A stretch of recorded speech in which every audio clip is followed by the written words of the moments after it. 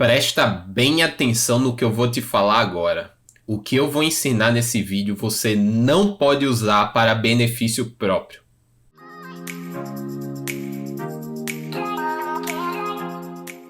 Fala galera, meu nome é Ricardo Lima e como vocês, eu estou no processo de vacinação.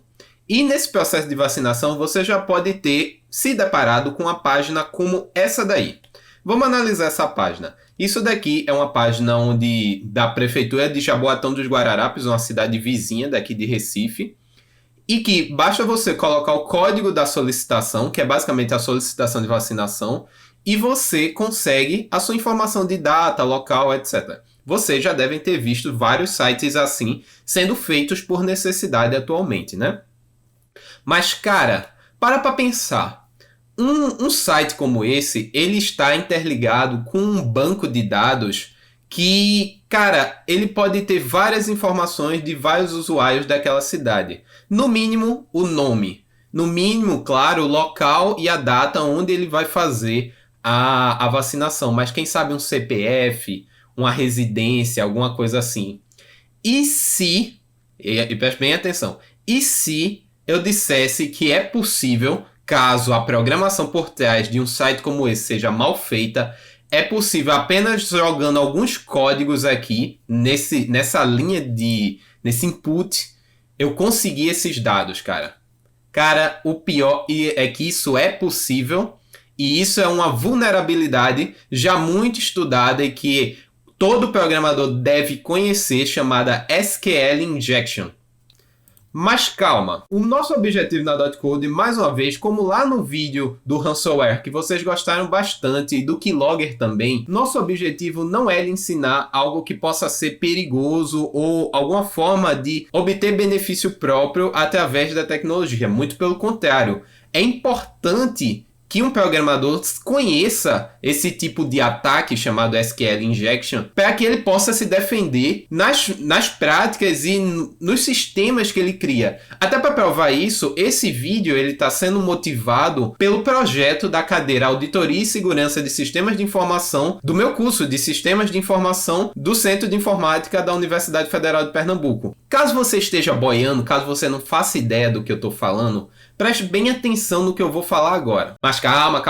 Você tá gostando? Tá ansioso? Então esse é o momento certinho onde você deve se inscrever nesse canal. Cara, esse é o momento. Porque se você se inscrever nesse canal, eu vou te ensinar uma parada que é muito massa e que é muito importante você, programador iniciante, saber para que você não tenha problemas com vazamento de dados lá na frente. Então se inscreve nesse canal. Tem vídeo novo toda terça e quinta e vídeos extras assim que saem esporadicamente. A gente tá vendo o lance dos shorts aí para ver como é que funciona, mas se inscreve no canal, tá? Beleza? Então vamos lá. Caso você esteja boiando completamente, o mundo atualmente, quando a gente fala do mundo digital, ele é um grande emaranhado de computadores que se interligam pela internet e armazenam informação. Essa parte do armazenar informação, ela acontece muito através disso aqui, dos bancos de dados. Isso é uma piada muito infame, mas tá aí, um banco de dados. O que é um banco de dados? É literalmente o que a gente lê no título. É um banco, um lugar de armazenar com dados das pessoas, dados do mundo, abstrações do mundo real trazidas por mundo digital, banco de dados. Tudo tem banco de dados. Jogos tem, as redes sociais tem, o sistema que você vai fazer também tem. Se você armazena informação, você lida com banco de dados. Aí existe um tipo de banco de dados chamado banco de dados relacional, que basicamente são várias tabelas, e isso, programador, você tem que estudar em algum nível. São várias tabelas que, combinadas com conexões entre um e outro, através dos seus atributos, você coloca as informações ali. Então aqui um exemplo, o cadastro de uma pessoa. Vai ter o ID dessa pessoa, o nome, o sobrenome, o CPF, a data do cadastro, se é um usuário ativo. E daí, essa pessoa pode ser um cliente, pode ser um fornecedor, e isso vai emaranhando, cara. Isso vai emaranhando por várias tabelas, pode ser assim, tem vários exemplos. Isso é um banco de dados relacional, beleza? Pegou até aí? E aí é que a gente entra no primeiro termo do nosso SQL Injection, que é SQL. O SQL é uma linguagem de consulta estruturada. SQL, o pessoal fala em inglês, né? Mas aqui no Brasil a gente pode chamar tranquilamente de SQL. O que é isso? É uma linguagem Não dá para considerar necessariamente uma linguagem de programação, e sim é uma linguagem de consulta, mas que na prática serve mais do que para consultar, mas ela consulta justamente os dados nessa tabela. Beleza? Claro até aí? Então, show! Isso daqui é uma linguagem.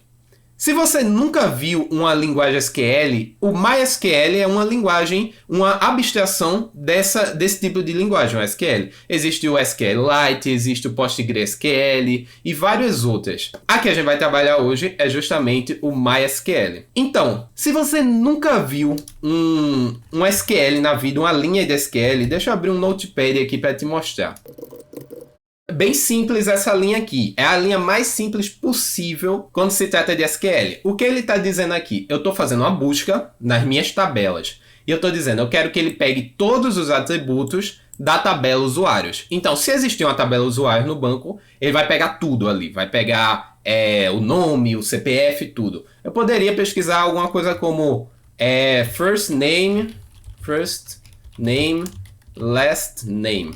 Ele vai pegar tudo que tiver em usuários, filtrando ali só para mostrar o primeiro nome e o último nome. Deu para ficar claro, né? E isso vai ser bem importante para entender o SQL Injection. O que é, afinal, SQL Injection? É uma prática que pode ser aplicada em sites exatamente como esses daqui, que se favorece do fato do site ter sido mal programado. O que isso quer dizer? Quer dizer, basicamente, que quem programou o site pega diretamente o que tem aqui num formulário, num campo de um formulário, e já joga na consulta SQL sem fazer nenhuma verificação. Aí você me pergunta, como é que isso funcionaria? Digamos ali, naquele caso, que agenda. Digamos que tivesse uma data chamada agenda. E eu estou pegando aquela informação que está vindo como, por exemplo, code user, alguma coisa assim. Então, esse code user está vindo do formulário e eu estou fazendo uma requisição SQL, que seria essa daqui.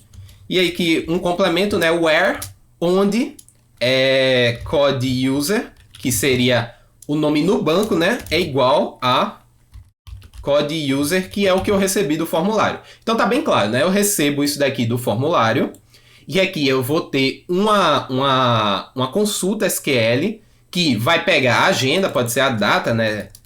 Vaccine date, alguma coisa assim. Vai ficar meio grande, mas eu estou pegando a data dos usuários, da tabela usuários, onde o código do usuário, que vai estar lá como um atributo da tabela, seja igual ao que eu estou passando por parâmetro. E aí aqui, se eu boto, por exemplo, se eu sou um usuário normal e coloco aqui 662255, é o meu código. Ele vai retornar a data e eu vou conseguir ver isso. Mas se eu não for um usuário comum, e se eu colocar aqui um comando SQL, por exemplo, se eu colocar aqui all, esse comando não existe, tá? Mas se eu botasse aqui all, por exemplo, eu conseguiria ver as datas de todo mundo, será? Caramba, será que é isso mesmo?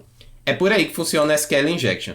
Nessa página aqui do W3 Schools tem alguns métodos clássicos de SQL Injection que você pode dar uma estudada. Varley vai estar botando o link aí embaixo, que normalmente ele se trata disso, se trata de pegar essa vulnerabilidade, usar um código de SQL para que aquela consulta retorne alguma coisa que é a mais do que esperava. Eu quero mostrar isso na prática para vocês, eu vou fazer isso agora.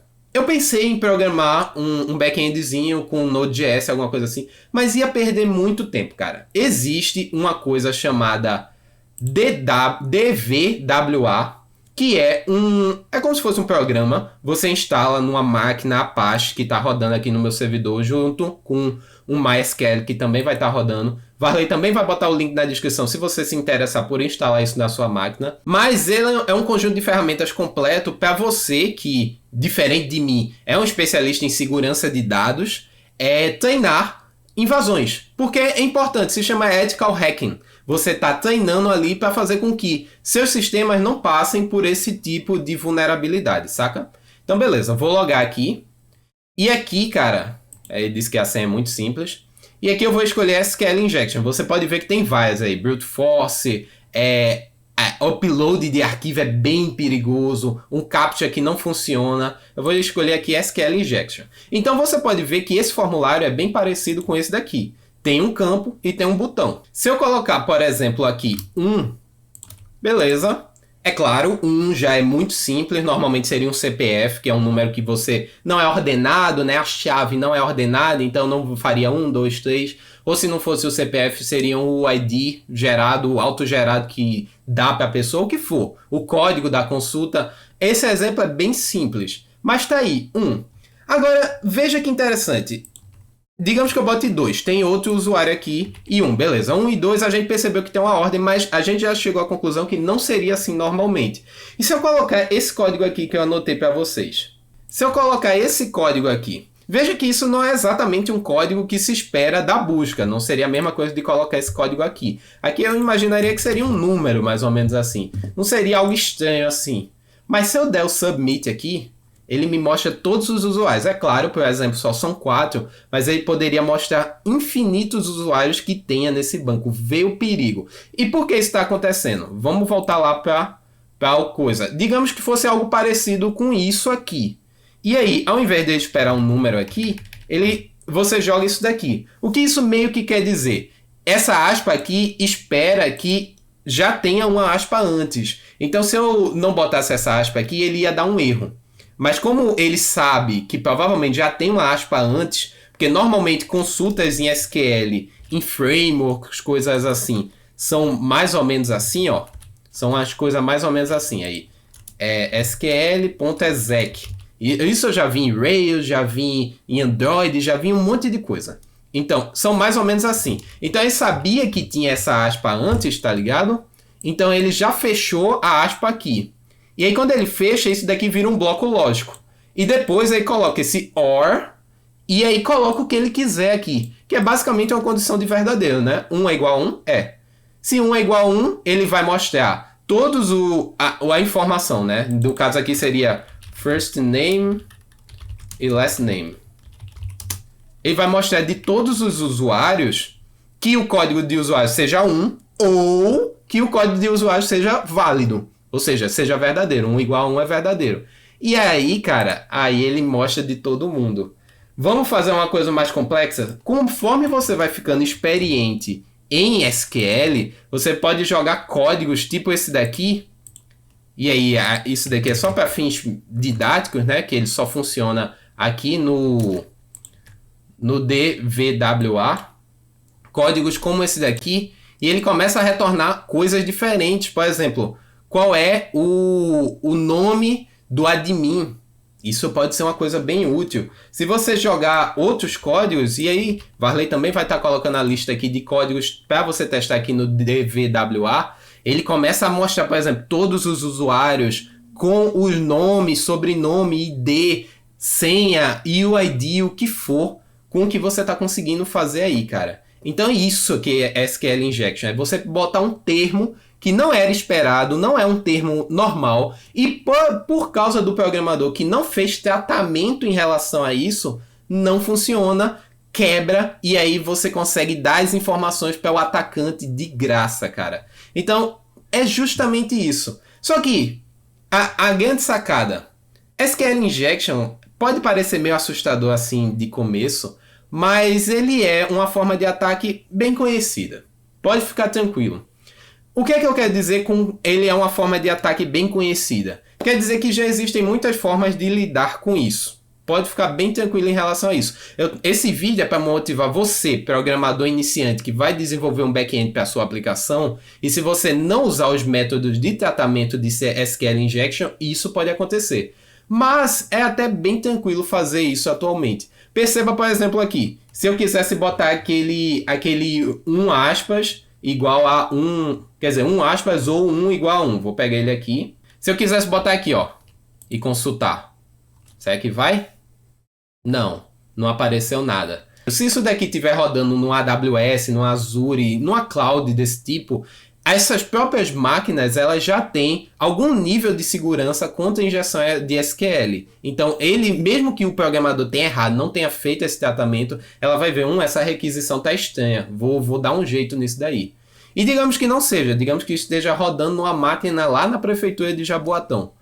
Cara, ainda assim, alguns métodos de prevenir isso, porque, como eu disse, eu não sei se vocês se lembram, Mas uma requisição, deixa eu botar uma até mais simples aqui. Normalmente ela é feita num framework como Node, seja lá o que for, Rails, ela é feita mais ou menos assim. Vai ter sql.exec, aí eu vou executar e eu passo a requisição via texto, né? Select tudo from users.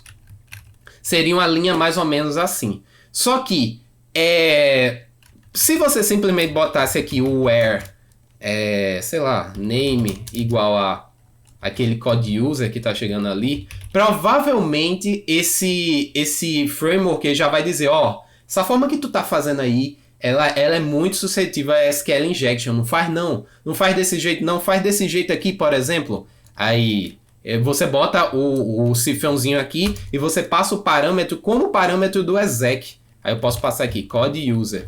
E aí isso quer dizer o quê? Que o próprio framework, nessa função executar SQL, ele vai fazer a verificação se esse código aqui que veio do usuário é malicioso. E aí você já previne, em grande parte, a questão do SQL injection. Então é isso. Eu espero ter instigado vocês. Se vocês gostarem desse vídeo, deixem o like, que é muito importante para que essa informação chegue a mais pessoas aprendam sobre vulnerabilidades que podem ter nos códigos que elas mesmas vão fazer. Então se liga bem nisso. Se inscreve nesse canal para não perder os vídeos novos toda terça e quinta, que é bem importante, e que a gente consegue lidar com elas de alguma forma, mas que elas existem de todo jeito. Se você se interessa por esse assunto, vai estar aparecendo na tela 2 outros vídeos onde a gente fala em algum nível sobre segurança de informação. No seu lado esquerdo você vai para o nosso vídeo onde a gente fala sobre ransomware, e no seu lado direito você vai para o nosso vídeo onde a gente fala sobre keylogger. Beleza? Valeu!